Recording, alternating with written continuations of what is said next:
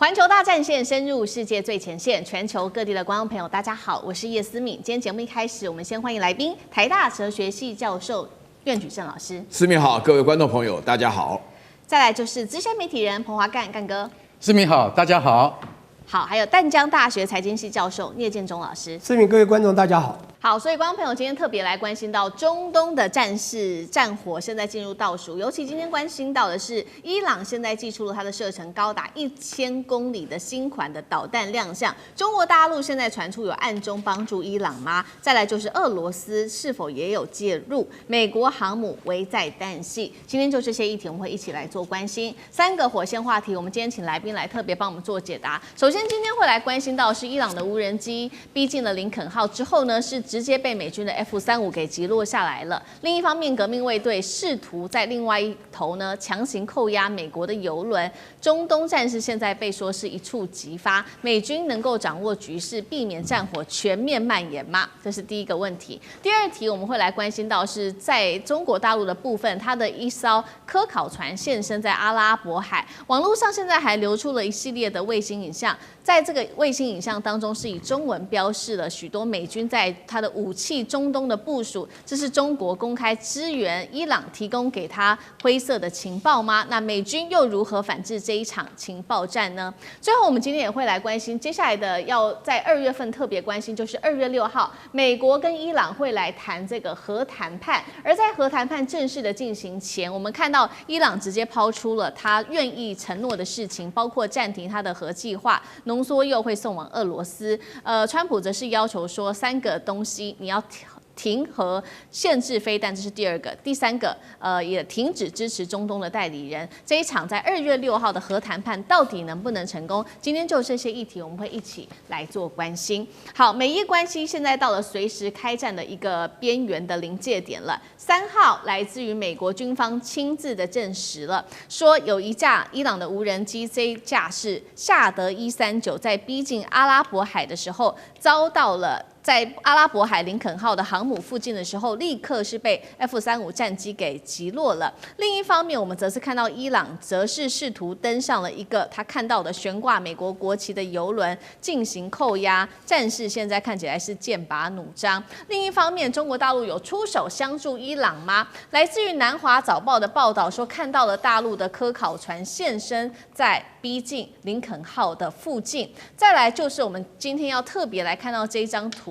这个是网络上特别流出来的大量的来自于中国大陆卫星的高解析影像，并且在这个上面我们可以看到有许多的中文字，在这个中文字当中，特别是中方标示了说美国的林肯号还有美军的E-15战机跟它的爱国者飞弹部署的地点，被军事专家解读中国可能在向伊朗提供美军的动态情报。他认为这样子的手法其实类似于过去的印巴战争。那么在同一时间，我们看到伊朗的部分则是祭出它的重型的反舰导弹，这一款是阿布马赫迪，射程1000公里的弹头，重达400公斤。现在根据了解，只要2枚就可以击沉前方美军9000吨的驱逐舰。所以节目一开始要特别请教干哥怎么看了？中国真的出手帮助伊朗吗？那如果是有帮助的话，是否提供在这上面的情报战？美军接下来会如何来做应对呢？再来就是反舰导弹，刚刚说射程高达了1000公里，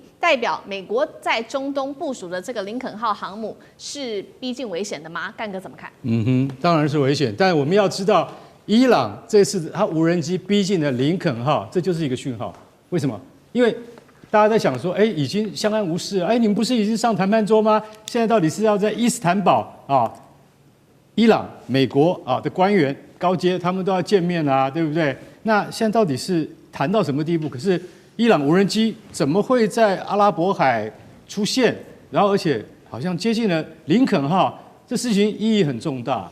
不过伊朗他宣称说，这个我们是什么？我们这个是一个商用的无人机，它走在自己的航道上，根本没有逼近美国。当然讲要这样讲，但我要讲的一个重点是什么？你要知道 F-35，其实无人机到了你的头上的时候，你大概才会发现它。F-35是距离100公里，航空母舰战斗群100公里之外把它击落的。也就是说 ，F-35它的态势感知完全发挥作用了。你在空域里面有任何的动作，有任何的物体进来 ，F-35它被训练，它的 know how 就是你一定要知道，在你身边周遭200-300公里范围之内突然出现了飞行器，它抓到了，大家就知道了。美国的技术我们还是必须要认可的。他抓到了，他不是用眼睛看的，因为你看不见。他抓到以后，然后飞行员直接下判断，这是无人机。为什么？因为它的雷达横截面要比隐形战机还要大。大家听得懂吗？无人机这么小，雷达横截面怎么会比隐形战机来得大？因为隐形战机是逆中的，你在雷达屏幕上面看呢，只像一个小鸟一样。但是如果说是在那个无人机，因为无人机有螺旋桨，那个非常不逆中的，他马上就判断这个是无人机，打。用怎么打？用 AIM-9响尾蛇飞弹打 ，AIM-9X 响尾蛇飞弹把它打下来。所以说一句实在话，我觉得美军在第一次接触上面，他就已经有逮到了。但是我们也必须要承认，就是说，万一不是一架的时候 ，F-35就应付不了了。这个时候，舰队防空就要启动。什么叫舰队防空？舰队防空就是神盾驱逐舰的防空系统，完全要启动。标准3型跟标准6型飞弹全部要上啊，要拦截。这个画面会不会发生？很可能在下个礼拜就会发生，就是在我们中国人过新年的时候，很可能就会发生。然后我们现在再来讲阿布马赫迪飞弹，这个飞弹我坦白跟各位讲好，这就是中国技术的援助。为什么？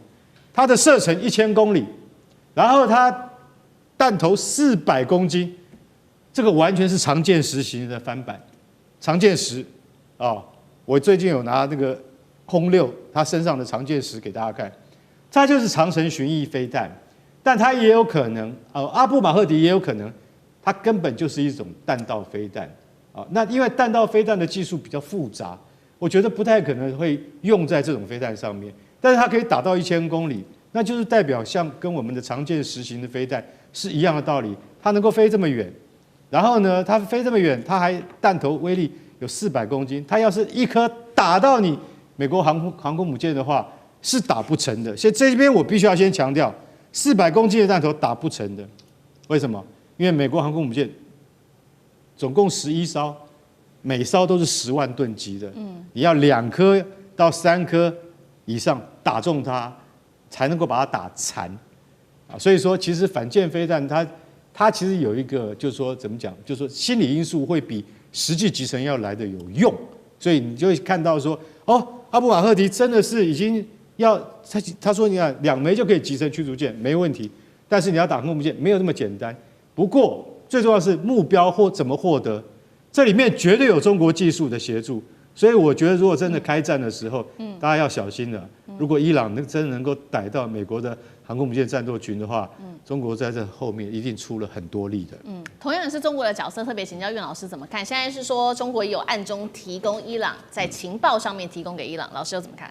对，那个刚刚提到阿布马哈迪的这个导弹的时候呢，是伊朗拿出来，大家以前的话呢说的不多，但是这个非常有可能是中国的技术援助啊，然后这个俄罗斯当然也有一些提供一些帮助啊，但是这个整体来讲的话呢，就是分成了几个方面哈。第一个的话呢，我个人看法觉得说有中俄的联手啊，其实基本上是唱一场双簧给美国看了，啊，因为呢，他们之间的做的，大家的评估啊，就是美国没有这个能力，也没有这个决心啊，也没有这个理由要跟伊朗之间就是开战，更不要说是地面的战争。所以说，从这个角度来讲，这个伊朗的这个存在啊，目前这个情况下，这个策略是很明显的，就是让俄罗斯先走一步啊，然后中国本身呢在暗中资助，然后做什么事情呢？就是说呢，要做事情呢，就是他们整体来讲啊，就是希望中东的局势啊不要有伊朗的消灭啊，因为伊朗如果消灭的话呢，大家有没有听过一个名词叫抵抗之湖？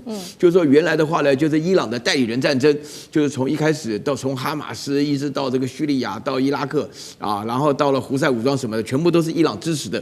那这些的话呢，都陆陆续续被以色列加美国的联合作战的方式击溃，所以伊朗变成最后一个堡垒。因此在这种情况下，你说伊朗怎么可能没有中国跟俄国的支持？伊朗原来就是俄国的一个个小老弟，俄国对伊朗的支持长期以来就是冷战中的一个重要标志。那再加上中国现在的话呢，它有3方面的理由。第一个就是伊朗的油是中国在买的。那中国本身是一个能源缺乏它各方面来讲，委内瑞拉也好，伊朗也好，中国都有买油。第二个的话呢，就是它的区域上，这个整个中东地区的话呢，大家可以想到，如果中东没有敢跟美国挑战的伊朗的话呢，那整个区域的话呢，就可以宣告以色列的胜利。以色列胜利对于这个整个伊朗国家，大家知道就是什么巴林啦，什么卡达啦，或者说是这个阿联酋啦，或者说这个沙特什么，都是一种奇耻大辱，所以搞得整个欧洲地区或者说整个世界地区的穆斯林回教徒，他们就会极端的反抗。所以在这个地区上要维持势力的均衡。然后第3个的话呢，我必须坦白讲一句话哈，这个对于伊朗做某种程度的支持的话呢，美国不敢动手的话，就结果是什么呢？结果是中东地区就继续乱下去。请大家注意啊，就是你旁边的邻居啊，只要战争不打到你家来的话，他们乱对你来讲不是一个太大的坏事。这个当然讲这种话不道德了可是实际上也是这种情况。所以大家看到说是我们基本上的话，如果说你不管，如果中国有能力不管，那俄罗斯现在这么艰苦的情况下，他也管不住的话，那中国不适当的施出援手的话，如果伊朗真的没的话，那还得了啊！整个中东地区就是美国加以色列的，那以色列做事是非常狠的，对不对？至于说是川普提出来的条件呢，我觉得说废核跟废弹的话呢，都不太可能。因为现在的话呢，经过这一次这个俄乌之间的冲突以后，大家发觉乌克兰最大的措施就是十几年前把自己的核武器都不要了。所以任何情况，现在没有人敢惹北韩没有人敢惹，为什么？动不动就给你来一个，但是有浓缩又不用了，也不行，一定要有导弹。所以说前面2个，至于说代理人战争早就结束了嘛。好，谢谢苑老师。确实延续聂老师刚刚帮我们特别提到的，就是美国川普现在特别提出来针对伊朗2月6号要进行的核谈判。3个条件当中，刚刚岳老师帮我们特别提到，除了要废核之外，还要限制它的弹道飞弹的发展，最后就是支持这个停止支持中东的代理人。川普说了，如果在2月6号这一次谈不拢的话，就会有坏事情发生。那伊朗这个时候也祭出他的一些善意啦，伊朗是说他会暂停核计划，并且把浓缩铀送往俄罗斯去。接下来我们请聂老师来带我们看一下俄罗斯的角色。另外就是2月6号的核谈判到底有没有机会谈成 ？OK， 我觉得不管是人与人、团队与团队或者国与国之间，在进行谈判的时候，说实在有3个步骤，我是这样认为就是这2个方呢，一定是一开始的时候有一方可能比较强，他是用攻击性的角度，可另外一方可能防御，但他也够强的话，他也可能会攻击。但最后呢，一个方式就是你防御也防御不了，就是投降嘛。我现在觉得美伊这边的谈判呢，是陷入一个这样的一个情况。就是我们讲说，以这个喊出声量来讲呢，伊朗其实在军事上、霸权上绝对赢不了美国，美国基本上是步步为营啊。但伊朗当然也释出了非常的讯号，说反正呢，不管怎么样，誓死抵抗到底。那是之前，跟照美国的军事实力绝对是高到一定国家之上。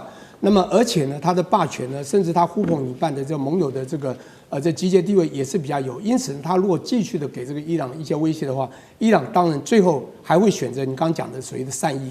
可是重点是善意要多善意，如果走到第3个叫 surrender， 就完全投降，我相信也不太可能。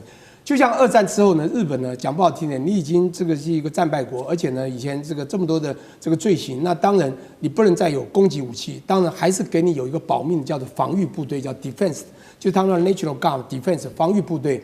那我的意思就是说，美国常常会用他的霸权要求他的对手说，你就给我完全的投降。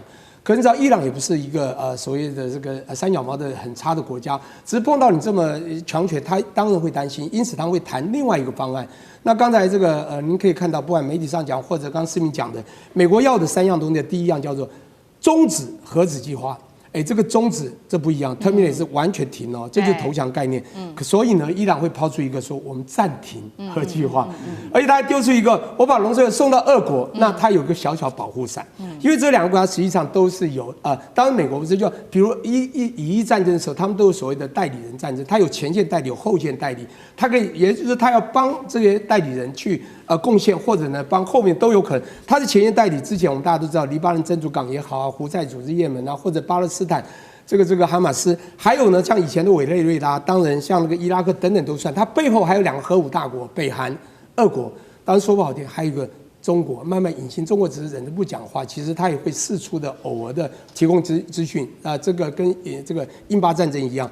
当然，美国那一方呢，现在不是而是美国直接跟他，所以他没有所谓代理人，他当然会跟他讲说，你必须要这个停止支持中东代理人。其实我觉得这个要求呢，就是他希望怎么样呢，让这个伊朗呢不会再给这个美国未来造成他中东的一些阻碍了哈。当然，限制飞弹也是一样的道理。这个最少你不会每次我要打你，我比你大，比你厉害，你还有时候还威胁我一下，这个川普也不爽了。好，那最后讲到他把浓缩铀送到俄国，这个是一个我觉得那有人说这是一种外交策略，我觉得这是一个保命策略了，因为他毕竟他的代理人，这个他幕后的一些主要的这个护盘者呢，他还是觉得他们多少还是有点力量可以保护他的未来的生存，是，所以这是一个保命策略。那当然也就是他预留他未来的一些生存的空间。那么我最后要讲说，美伊这样我的分析说，这样的一个这个谈判，美国步步为营，他又有霸权在手，又有军事实力，又有盟友的这些力量，会不会最后这个成功呢？基本上啊，我觉得最后还是会成功的。伊朗最后还是会让步，毕竟呢，你打的就是可能美国真的。这个当美国也会自伤，对不对？打人这个1/3也自伤，打人7分自伤3分。可重点是，大家到最后都会形势比人强了。就是说我发现你一定要做动的时候，我还是会一些让步。因此，我觉得这个未来的成功的几率还蛮强的。但是伊朗它还是要必须我刚刚讲的，它已经无法攻击，它最少还是要保密，还是要有未来的防御的一些保命的未来的预留空间。好，谢谢聂老师。那我们休息一下，马上回来。地缘政治。美中之争、战略价值、强权崛起、小国生存，现在与未来洞悉事件走向，掌握世界脉动，全球观点尽在环球大战线。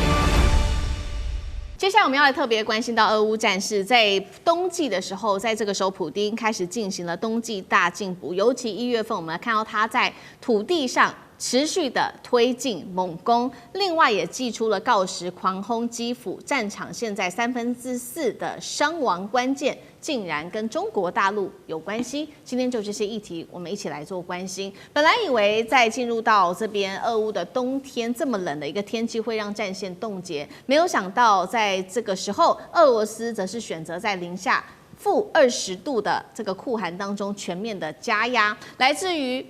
媒体特别外媒做了一个报道，光是1月份，俄罗斯推进了481平方公里的土地，这个面积已经相当于1.78个台北市了。光是占领速度来做相比，和去年12月的话，已经是达到了当初的2倍。俄军目前实质控制乌克兰的土地，已经大约是高达了2成左右。再来就是看到冬季的时候，俄罗斯对于乌克兰发动今年以来最大规模的一次空袭，内容包括在空中目标发射了500多个空中目标，还祭出了锆石极音速飞弹跟它的伊斯坎德弹道飞弹，400多架的这个攻击型无人机。那乌克兰则是宣称说，他已经拦截下了400多个目标，拦截率好像很高，但是被发现27处最关键的设施仍然是遭到击中了，包括现在在首都基辅、哈尔科夫等地都发生了大规模断电的现象，敖德萨更是有5万人因此陷入在黑暗当中。所以节目开始特别请教聂老师怎么看了。1月份刚刚讲了，俄罗斯的推进速度是去年12月达到2倍，代表战术成功吗？再来就是从去年11月川普抛出的28点和平方案，到现在我们可以看到俄罗斯是大面积的在抢土地，持续的推进。乌克兰还可以指望美国吗？老师怎么看？OK， 我觉得这个也会使我想到这个小朋友啊，在这个玩那个好像那个翻块砖啊，在那边猜这个剪刀石头布，然后一下赢了，然后赢3退1，赢3退2，这样诸如此类的。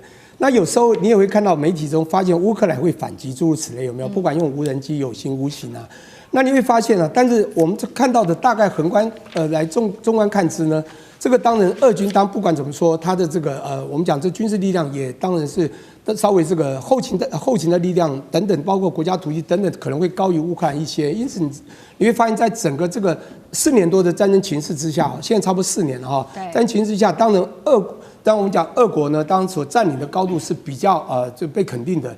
可是他也没有完全拿到这个完全之高度，因此打起来两边的死伤也都蛮惨的。不过你今天讲到的是1月推进是速度翻倍，这个速度翻倍，实际上呢，感觉的确是他好像这个战术呢越来越成功。可是这种感觉，其实在去年10月、11月、12月，什么红军区啊等等都发生过，你知道吗？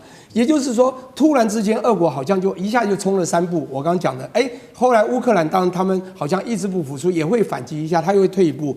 不过不管怎么说，乌克兰真的这个不管是这个家破人亡啊，死伤惨重，甚至整个经济下滑，对于乌克兰来讲的确很伤。因此国际间，尤其像川普这个人，想拿诺贝尔和平奖的多少次的认为他可能搞定这个俄乌之间的和平。所以你刚刚讲到的，去年11月底的时候，26号丢出了一个28点的乌克兰和平计划。各位你要晓得，这个乌克兰28点是在他要跟这泽连斯基讲要帮你谈和平的时候，先打电话给了这个普丁嘛。我的意思是说，他其实是问普丁你到底想要什么，然后我帮你完成，然后我要求乌克兰来配合，结果没有，因为这个答应普丁的太多了。除了当时最开始原始的所谓的北约这个加入北约或者武器东扩之外，里面还附加了什么？包括宪军，不只是这个武器，还宪军，包括北约永远不能在那驻军，还讲到了。当然，不管未来说经济以前的封锁要慢慢解放之外，有2个最重要的，包括领土的争议，包括我们讲个顿巴斯这个地方，卢甘斯克啊、顿内茨克等等，还不只是这个克里米亚，还有所谓的核电厂问题，这2个问题谈不拢。这个2个问题是到最后，后来在1个月之后，当然这里面有太多，大家也不满川普，认为说，尤其欧洲这些国家，欧盟国家说。川普，你定的这个调呢，好像是跟这个俄国斯东款曲之后的28条，我们觉得可能有失公平，就在1个月后定了一个20条嘛。我想大家还记得吧，叫做20点的这个美乌或者叫做乌克兰的和平计划。当然，川普也这个首肯，但是这里面还是一句话：领土和核电厂东西无法承认，没有办法解决，他们战争继续。那也就是说。最后，他们有些东西不能失守的地方，他们还会继续下去。所以，我觉得现在这个问题就是造成俄军你没有办法给我要的。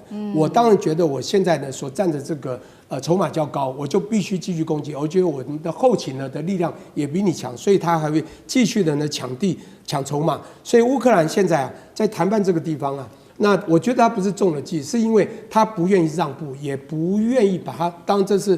你知道吧？这是领导人所造成的嘛？这个不是每个这个人民都这样，因为他就认为他要走他该走的敌对俄国的路，因此呢，俄国可能会继续进攻。也就是当乌克兰没有到那种痛点到断头的时候，我觉得这样的战事还会再走一阵子。好，俄罗斯持续的推进，那现在也被视为说俄罗斯重点推进的武器。就是无人机。那无人机这件事情，现在也说是跟中国大陆是有关系的，因为分析机构在这个时候特别指出，俄乌战场上，尤其在全球这个商用的无人机里面，竟然有高达将近80%都是仰赖中国来做生产的，主导的是包括它的速度控制器、感测器、镜头、螺旋桨等等的关键零组件。金融时报也特别做披露特别是在俄乌战场，3/4的伤亡都是无人机造成的，而且俄军跟乌军他们都在等着中国大陆在无人机上面的一个生产线，在排队拿货。所以无人机接下来是俄罗斯的王牌吗？中国大陆的角色又是什么？尤其现在乌克兰跟这个欧洲国家，他们自己也希望自己来自建生产线，真的能做到吗？干哥怎么看？其实这个战争的态势已经非常清楚了，你去看嘛，对不对？现在3/4的伤亡都是无人机造成的，不是传统炸弹，也不是精灵炸弹，更不是巡弋飞弹，是无人机，好不好？在前线只有这种无人机，小而巧又灵活的东西，它才可以真正造成阵地的破坏。它没有办法占领，因为它是无人的，但是它可以破坏你的有生力量。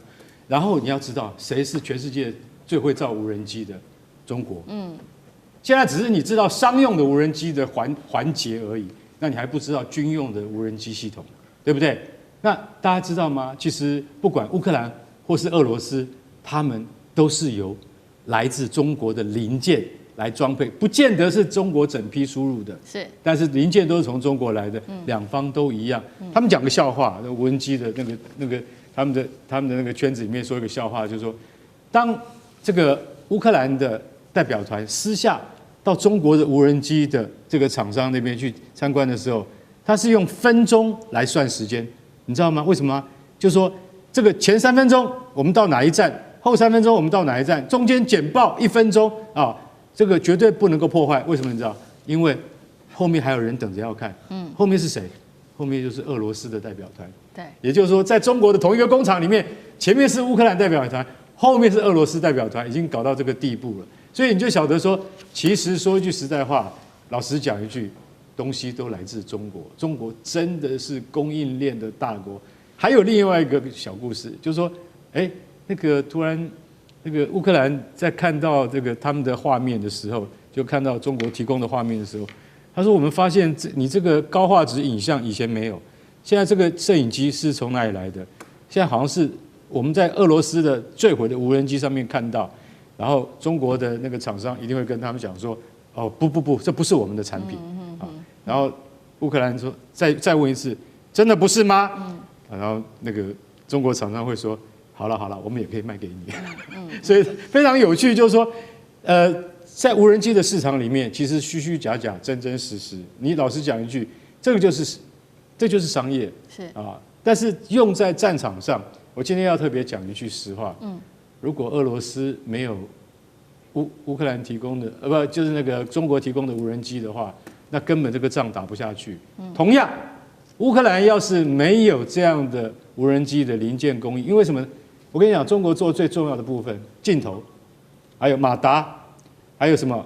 镜头、马达，还有感测器啊，像这些东西都是中国做的，而且中国做的这些东西都比塞浦路斯做的要便宜2/3，也就是只要它1/3的价钱都可以做了。现在塞浦路斯有个工厂叫做群峰，你知道吗？为什么？因为它最近，它距离乌克兰最近，它已经提供乌克兰200架了，而且他们说他们提供的那个叫做 Poseidon 海神无人机。海神无人机非常好用，第一视角 FPV， 它马上怎么样？它可以到战场上面，你这个兵怎么跑，不管你跑到哪里去，我都可以逮到你，就是海神无人机嘛。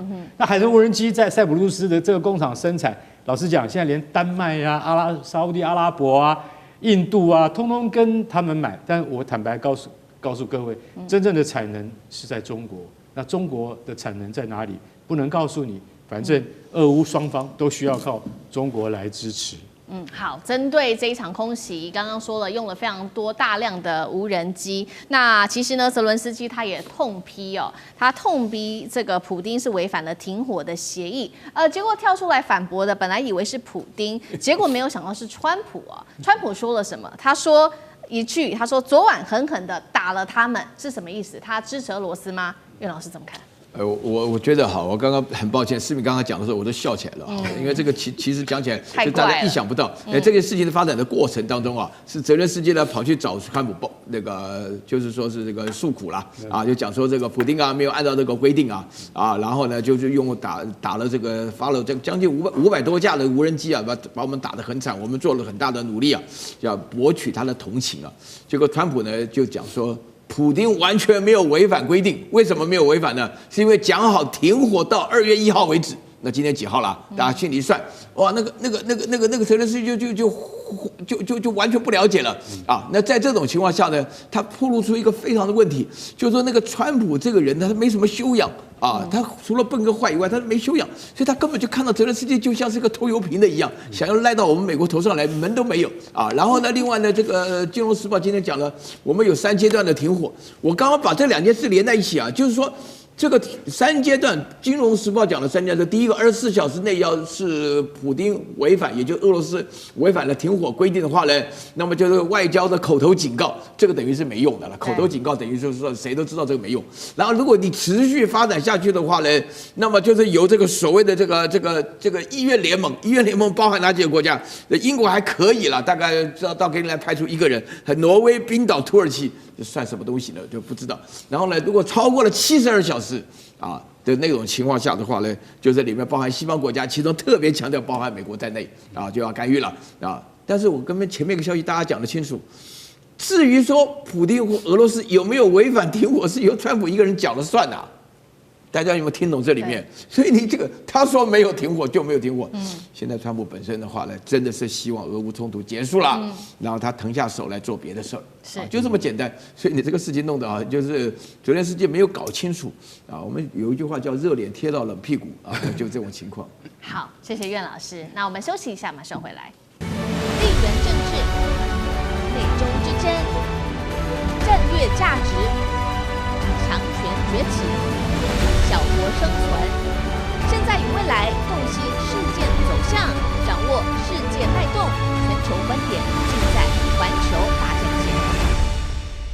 好，接下来我们要来特别关注到，大家可能没有想到，曾经呢被视为是一个先进国家典范、中产阶级社会的日本，现在说有900万日本人是坠入底层社会经济的一个地狱，到底怎么一回事？这个曾经非常自豪，它可以说是1亿总中流社会，可以说已经崩裂了吗？特别是要看到这个，包括了这一些少数的人，他们可以稳定的在社会当中上升，但是有非常多的人是永远翻不了身的。特别我们就是要用实际的数据来做一个佐证。2025年，日本的劳动人口数正式突破了7000万人的大关，但是要特别看到的是，来自于日本早稻田大学教授，他是这样评估的：虽然说劳动人口有7000万人，但是日本现在出现了规模超过900万人的一个底层阶级。这些底层阶级不是失业者，也不是游民，他们其实每天非常努力的上班，拼命的工作，但是被视为是穷忙，翻不了身。底层阶级他们的平均收入在日本，我们把它直接换算成新台币，大约是44万元，相当于216万日元。他们的年收入其实不到这些正式员工，也就是新台币年收入99万元的一半。在非典型雇用者，现在更是被统计在日本的劳动市场上高达了有30%的人口。到底怎么回事？日本现在有超过900万的底层阶级，很难翻身吗？在日本这种高物价的社会，他们的生活会不会非常的艰困？润老师怎么解读？这个是这样子哈，我必须强调这个。我今天看到这个消息的时候呢，我心里有一点难过哈，因为什么呢？因为我觉得这个我的难过的主要原因是，这不单纯是讲日本啊，实际上的话呢，就是说亚洲的国家的话呢，那么可以分成2类啊。那日本的话呢，刚好是情况是比较麻烦的哈。分成2类，一个的话呢，就是说大陆跟日本之间呢，我们都会知道，这个其实讲起来跟我所学的专业是有关系的，就是你的国家的制度啊，要不要适当的干预啊？那日本的制度的话呢，它基本上是属于一种比较直接的资本主义式的，那大陆是走这个社会主义的道路啊。今天我们不谈这个社会主义，我们讲到日本，当然也可以联想到台湾了。其实情况也非常类似。我觉得日本里面现在出现的一个状况下来讲的话呢，就是说日本一直是迷恋于过去啊。我觉得日本的国家的话呢，他们是昨天永远比今天好了。就2次大战以来，昨天永远比今天好，那么明天的话呢，就很严重的不如今天了。所以日本的话呢，是在走下坡。大家原来讲的时候，这个失落的30年的话呢，这种情况是最主要是因为日本的它那个基数比较高啊。它原来发展，因为像日本的话呢，基本上它的收入的话还是非常高的。那我们这边的话呢，也都很喜欢去日本玩。就是说，亚洲唯一真正的我们心中认定的一个发达国家就是日本嘛，哈。所以说日本的话呢，它要在维持这种情况是不容易的。然后第二点的话呢，日本的原来的这个工作的制度啊，哈，那像现在900万人列入的这个对这个数字听了简直触目惊心。就是日本原来的话呢，有名的是它的工作的制度，就是说。我自己的，在我这个年龄之前，比我大7、8岁的人，他们很羡慕日本的制度，就是不管是私立公司或是公立公司，他们一旦进入公司，就是永远在里面公司工作，而且那个附着力非常强，而且会觉得认定这一切都非常非常好，公司会给你待遇什么的，那么去解决了社会制度问题。但是日本的这种高速发展是一个假想的一个结果。结果日本的话呢，我就必须坦白讲，日本的公司当中做假的然后这个家电事业的结束。然后还有这个日本本身来讲的话呢，没有办法因应，甚至于最严重的就是说，日本到现在，因为我们原来在嘲笑就是说日本的那个到现在都不用 Internet， 还是用传真机什么的，居然是真的，你知道吗？日本的保守就是大家缺乏创新的意义，所以呢，我们现在整个收入的结果我就从大的角度来讲不是说这个日本人这个面对的困难有多大但是呢，就是说相较于亚洲4小龙在发达的过程当中，日本显现见的是创造力不足。还有第3个真正的因素的话呢，我必须坦白讲，大陆的生产业的崛起那么是使得日本现在的话呢，产业当中，现在大家我成长的时候都是以看索尼电视、听索尼的录音机就没有不是日本的照相机。现在除了照相机大概日本货还多一点以外，其他都没有了。它到哪去了？通通被大陆的产业取代了。那这个取业的话呢，那个大陆生产的东西有个很麻烦的地点什么呢？啊，这个麻烦点就是通通是白菜价，啊，你现在的话呢，搞一套。现在我们自己做自媒体的时候，那个 Pocket 3什么的啊，就是我讲说，哎，我想带个 Pocket 3回去，哎，好，我帮你弄一个啊。就是通通都非常方便嘛，就尤其你到了深圳去买的时候，这些东西，那我觉得在这种竞争的压力下，还有日本的这个制度当中的话，让大家自生自灭的情况下，以及再加上原有的制度的福利条件这么好，三者加在一起的话呢，有很多人就没办法达到这种情况。我觉得最惨的是年轻人了，啊，台湾的情况下也差不多啊。台湾的情况下的话呢，就是说，因为我们原来生活水准不怎么样嘛，所以现在弄到这种情况，大家觉得说维持现状挺好的。但日本的情况就不一样，日本现在明显要面对于这个生活水准要倒退，而且大陆现在从2026年开始，也就今年的开始，一定要搞死日本，所以日本的工业生产的话呢，缺料啊，然后缺工，然后的话它这个缺资本，所以这些问题都陆陆续会爆发的。好，那干哥又怎么看900万的所谓的底层阶级哦？你知道中国什么时候取代日本成为世界第2大经济体？2011年，也就是距离现在15年前，中国取代了日本。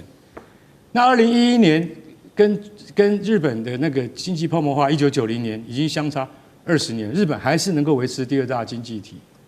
可是到了2011年以后，日本就走下坡，不断的走下坡。刚才岳老师讲的很对啊，为什么？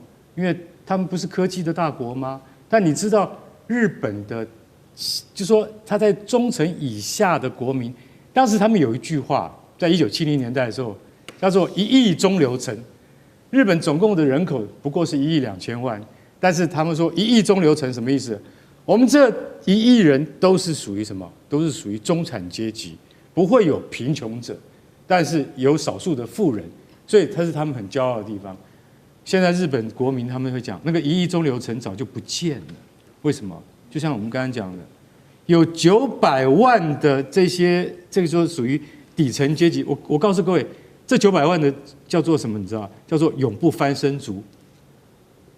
你永远不能翻身，你也没有办法，除非你去加入诈骗集团，好不好？不然你永远没办法翻身。你不会因为你的工作表现特别出色，或者是你特别这个头脑聪明，像岳老师这样子，头脑非常聪明，然后你才有这个机会被老板赏识。没有，为什么？因为永远不加薪。日本7成企业现在不加薪，然后所以说他们一个调查，他找到很多故事。他说，现在日本人的得糖尿病平均的年龄已经低于40岁以下。有个外送员，他怎么得的？他早上要接一份工，晚上要接一份工，然后呢，他一有时间，他就只能够用吃来慰劳自己。吃什么？吃盖饭，吃那个拉面，再不行就吃泡面。所以这就是他们现在的劳工的明显的生活。他怎么努力，他都上不去。而且日本的企业，就刚刚像岳老师这样讲的，他们是很刻板的去研判你。因为以前都是你进了这个公司成为正式员工，你永远不会出去的，向心力很强。但是现在有7成的企业都不用正式员工，而用派遣工。你这听起来好像跟台湾一模一样。对，台湾现在也是这样，用的都是派遣工。为什么？这样我就不用付退休金了。不是这样吗？这是未来的趋势。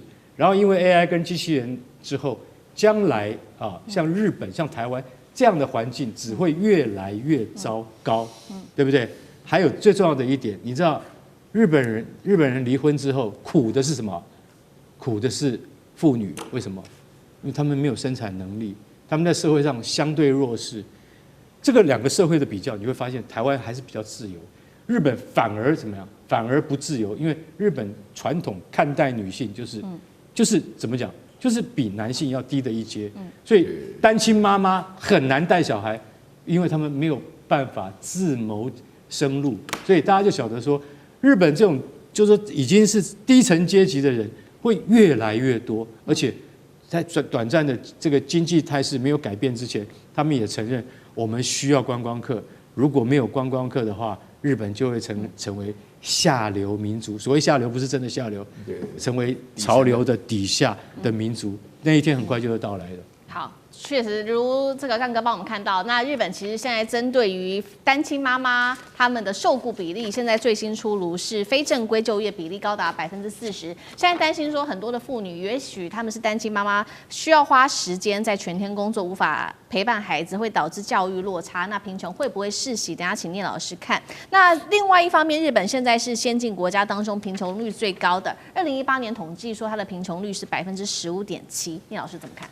这个刚好是我本人在日本有公司，那我有请人，那日本人再来要薪水的时候，他们不敢要高，台湾的小孩光我学院毕业都还敢，我们还会告诉他，你先提高一点，他可能不给你那么高，但他喜欢你，他还是会要你哈。但是我讲日本人为什么不敢要，真的有问题了。我先定义一下什么叫做底层阶级。说不好听一点，他们不是没工作，是他们拿不到高薪。也就是其实在金融海啸之后，台湾也发生过叫 working poor。穷忙族拿到薪水，2008年没有工作，2009年有工作了。当时我们定了一个最低薪资嘛，这个一般是22000嘛，硕士28000嘛，大家就以这个为标准了，要不然你就不要做。所以日本已经出现这样的问题，非常清楚。我再跟各位讲一下，因为我这个在日本算是因为常常去，我从2006年到长崎大学 Nagasaki 呢做他们的主要的这个贵宾主讲者，每一年开研讨会。那当我的这张系主任一直希望跟我们学校合作。那我去了以后，因为要找会讲中文的人跟我去招待我到这个拿沙奇，结果呢都是大连啊、长春一些女孩子讲中文。他们说他们到了日本，发现他们的教科书里面那是20年前，2006年。我连续几年发现越来越严重，说他们现在整个翻转他们的教育，就是他们过去我们讲中华文化的8的忠孝仁爱信义和平，他们只强调忠，在军国时代就是忠以及真，打胜仗一定要胜。当时在军事思想，每一个人都很忠心，所以当时的我要讲一个 timeline， 这个大家一定要弄清楚为什么会走到这个地步哈。这是一个整个结构性的变化，台湾也有这样的问题。我先讲一下这个中心思想，那过去的日本企业一定是大企业为主，不管是 Toyota、Honda、Sony 都是大厂，不管是资本财都是资本财，汽车也好，电器也好。Panasonic 也好，每一个进到公司里面不敢离职，一离职你找不到别的工作。台湾人是说，哦，你好多的经验，哇，你那么多经验加分。你第2个经验，第3个跑那么多公司，是不是人家不喜欢你，不要你？就像人家都听过，日本人早期回家的时候，太太看不起你，你老板一定不喜欢你，所以你要完全为公司负责。以前很忠心，20年前开始他们反中思想，小孩子反对。开始整个在强调3个叫小确幸，台湾跟着日本走，台湾也在走小确幸。20年前开始，台湾的小孩也弱化了。我们以前有经济奇迹，全是我们这一代人所创造出来，你相不相信？相信。现在小孩子有新创，给他们新创世界，让他们可以有新创。可是大部分的小孩就没有新创的。我跟你讲，就是对不对？有时候真的已经差异太大，日本差的更大。所以你会发现，过去我们讲过去 timeline 哦，这时间轴，过去呢大企业为主。以高薪要你，大家都不愿意走。只要进到大企业，你就非常有薪水，家里就会很和乐，你知道，晚点陪老板喝个酒，晚点回家喝醉都没关系。那日本文化嘛，到这个居酒屋，现在不一样。现在我讲小确幸为主用，可是日本人跟台湾又不太一样。日本不太会做小生意，你看到日本去做开公司的日本人反而不少，因为他们的思想很怪，他们喜欢被请。他现在做个面包师傅也好，开个小巴士也好，只要不要大公司去。可是自己开企业，他们不敢冒风险，以前都大老板冒，所以小企业开的人很少，那还是要请人的。所以要去请人的时候，发现位置不多，每一个都不敢高薪，低薪就可以。我跟各位报告一下时薪，用数字说话好不好？日本现在最低薪资是1023到12多，东京最好的地方是121，你除以5，现在不到5。只有200左右。跟各位报告，10年前我刚刚跟日本开始做生意的时候，当时是除以3嘛，0.3，那时候汇率是0.3左右哈。我跟各位报告，那时候台湾的最低薪160几，168，日本是台湾将近2倍。3年前疫情中间当那个利差交易，所有的钱流进了美国，他们开始出现了汇率从120贬到160之后，除以5。而且他们这个数1除2，台湾反而加薪，在去年底190，现在已到196了。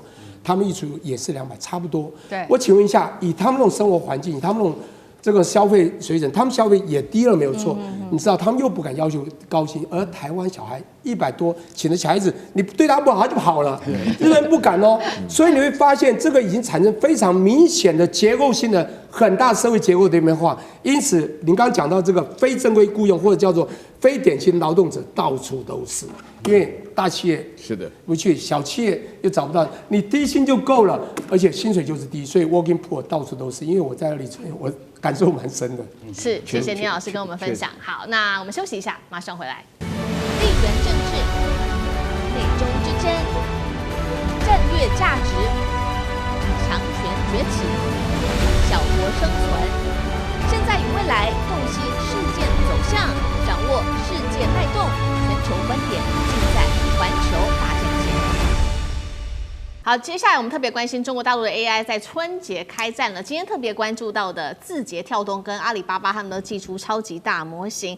至于华为的晶片，则是在今年开始预估会爆发，并且威胁美国超车。倒数计时吗？今天会一起来做关心。中国大陆在 AI 的农历年特别关注到即将开打的是闪电战吗？来自于媒体特别做了一个报道，说字节跳动呢，接下来计划在2月份，它会推出3款的全新人工智慧 AI 的大模型，涵盖的3个范围包括大语言模型之外，图像生成模型跟影片生成的模型。字节跳动推出来之后，阿里巴巴不甘示弱，它在春节也会推出新一代旗舰的 AI 大模型，具备强劲的数学的运算跟代码编写能力，并且计划在接下来春节期间会狂砸30亿人民币来推行它的这个通义千问 AI 应用，要来打这个字节跳动旗下的豆包，对它发起攻势。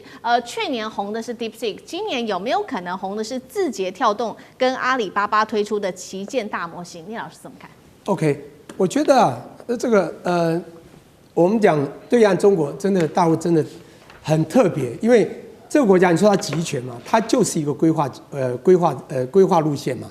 它不管是5规划，就是经济5规划，或者科技10规划，你知道它是照着步程走的，是规划未来，稳健前行啊。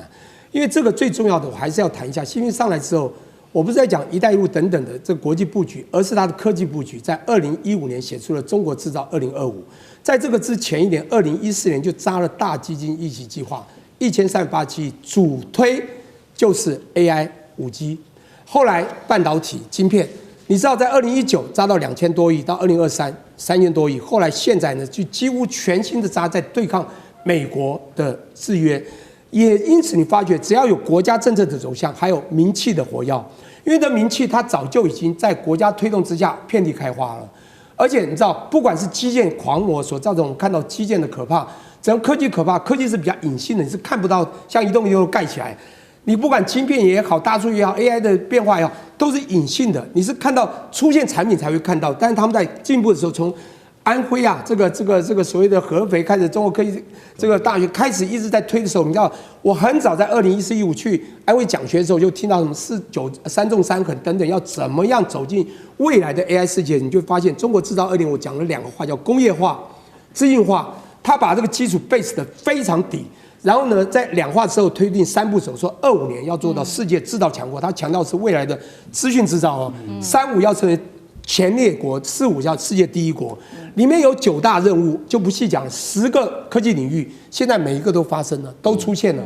我现在要讲的是，美国你看到它的确很厉害，因为美国是完全是民企为主，东岸有钱，华尔街支持了西岸，西岸那边当然有非常新创，也有它的这个募资的这个的能量，但它主要在新创的科技部分，在西岸都是以民企，国家没有这个方向。当川普看到了，一直想运用，不管是 Elon Musk 这些人，希望能够配合国家做未来，但是企业还是以获利为主，不能小看这个美国。但是中国已经到达遍地开花，它真正是隐性的一个潜在海中一直在锻炼身体的一只龙，已经有非常大的实力。所以我在讲说，有没有可能像这个 DeepSeek 过去一样，能够突然爆红？我跟你讲，以对岸的现在的现况，它的基础。他推动的未来政策，以及他在走的这种实力之下，我觉得他们任何一个可能美国现在制约他的各种科技的东西，他都你说它不可能，没有一样不可能的，都会超过。我讲最后一个例子就好了。各位还记得2024年底，美国就开始要封锁整个中国的科技。这半年来，中国很痛苦，他们一直想要拿到 H100，那 H 拿不到，结果美国连 H20一个降规版的都不给中国。结果黄仁勋也急了，对，就告诉了川普。川普说：“哦，这个是啊，这个这么低的那么 low 啊，哦，才28这个%的算力，好了给他。结果弄到8月要给的时候，竟然一给中国说不要，对，中国都有了。这半年他们起来的速度很快，不用了。更扯的是6倍算力的 H200，就在去年底才4个月。”也不要，现在要给你了，又不要，他们不是不要哦，我的认知是这样，限制，我们可以要限制，你一定要的话，你申请告诉我为什么要，非要不可我才要，因为中国它的很多的所谓的 AI 实验室还是需要的，他们只是一个底气在说不要随便拿，但是 H200不差，但为什么他不要？我们也在研发，我们可能也会突破，也突破了，但美国很厉害，他为什么给你？他有 Blackwell， 他叫 Blackwell 很成熟了，后面还有 Ruby。所以我的意思说，他们美国这么高，中国还是输在先进制程。可是你知道，中国的速度比它快，它成长慢，中国都会突破，就像 DeepSeek 会突破一样，什么都会突破。还有另外几个基础的，大家不要小看啊，锂电池，还有一个很重要哦，成熟制程的晶片，不要我们民间用的，其实成熟制程中国早就已经把持全世界了，美国根本输，它只是在先进制程赢而已。还是最后一句话。中国要的东西大概没有做不到，而且都会赢过美国。短短的，现在是讲速度时代，2-3年大家都追过了。好，短短2-3年的时间有机会追过美国。刚刚说了嘛，那 DeepSeek 是去年2025年爆红，那有没有可能今年不管是这个通义千问，能不能撼动豆包，字节跳动的豆包，干哥又怎么看？好，我跟你讲哈，你知道吗？为了挡住豆包啊，腾讯啊今年撒了10亿红包，叫元宝网啊，元宝派啦，元宝派。因为为什么你知道？其实大家回想到2014年，就12年前啊，那个时候支付宝出来的时候，打遍天下无敌手。来看看谁能够打得过我？支付宝最厉害，到现在还是很厉害，对不对？那个时候过年的时候，你知道吗？其实马化腾他就说：“好来，我推一个叫抢红包，抢红包。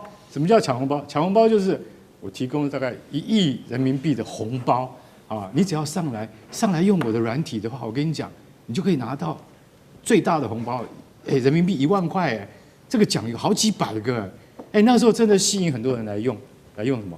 就是用那个就是微信啊的那个支付宝抢红包，然后他那时候是在拼覆盖率，可是12年以后，你去想想，它这样的 AI 的效能跟功能，其实逻辑现在都已经不太一样了。它用抢红包的方式，仍然能够抢下市场吗？这是一个问题，这是一个很大的问题。那所以说。你现在讲字节跳动这个豆包大模型了，你知道豆包有什么好处？你知道吗？就是说我们会想说，我们上去，我们请豆包啊 AI 来帮我们解答啊，就是说我现在在某个城市，我现在要买某个商品啊，比如说我要买最便宜的洗发精，有没有？他不是告诉你什么最便宜，他是去帮你买来，他直接下单，然后他就把东西送来了，哇，你商业竞争已经到这种手段了，你知道？所以豆包会让人家觉得为什么很好用，可是它也侵犯了商业伦理，所以它现在有被很多 APP 拒绝。你知道有些 APP， 你阿里巴巴你要进去，它进不去，你知道为什么？豆包进不来，为什么？它会不准进入，强制登出。也就是说，这豆包已经搞了这么大一个，就是说，这等于是有点像商业纠纷那样的。可是我必须要告诉各位，就是说，豆包如果能够做到这样，这个聊天机器人能够做到这样，美国你就已经输很多了嘛，对不对？你根本落后，你基本落后，而且我可以告诉各位，中国的商业竞争越来越激烈。你光是看豆包这个竞争，你就晓得说，将来它的竞争会更激烈。那美国人怎么可能赶得上呢？对，所以此刻我们看到是英特尔的执行长陈立武，他就发出了警告，他认为说美国在开源的 AI 的这个发展上面、研发上面已经落后给中国大陆了，并且他也感叹说，华为被美国各方的限制，不管是 EDA 上面的限制，还有各种的工具限制，仍然可以网罗100名的尖端晶片的设计师，他觉得是非常困难的。他说，华为目前只是稍微落后而已，如果掉以轻心的话，华为未来有机会迅速超越美国。岳老师怎么看？哎，我这边给大家看一下啊，这个是我在环宇上电视的时候，然后我一个朋友啊，就是在这边的话呢，马上啊，他就说是透过大陆的 AI 啊制造出来，说我变成春晚主持人了，就吓了一跳哈。我就告诉大家哈，这个大陆现在这个 AI 的话，确实牵涉到伦理问题，他完全没有问我，就拿着我的照片就在那乱搞啊，这个确实就是这样。但是陈立武讲的话的当中的话呢，他其实是说明一个现象，这个现象我已经说过很多次了，这个科技的发展永远是发现而不是发明，只有上帝会发明。所以从这个角度来讲的话，大陆占尽了非常多的优势。陈立伟长这个样子跟我们差不多啊，为什么？这个搞 AI 的大部分都是中国人啊，这是黄仁勋讲的，不是我讲的。一半以上的中国人那是在美国啊，那么在大陆当然都是中国人啊。另外的话呢，就是说他这个国家在推动这个大事儿啊，这个非常非常重要。这个国家的话认为说，跟美国的这个竞争当中的话呢，把这科技拿出来，然后呢，他这个时间的话呢，就是把 AI 的发展已经融入了15.5的计划啊，甚至于到了16.5有更进一步的发展。然后另外的话呢，地点的话呢，当然是在中国这边的一切的发展来讲的话，中国又做什么事情呢？它的教育特别好，大陆的理工教育就是说明了一切。那另外的话呢，它是要什么样的物件，你知道吗？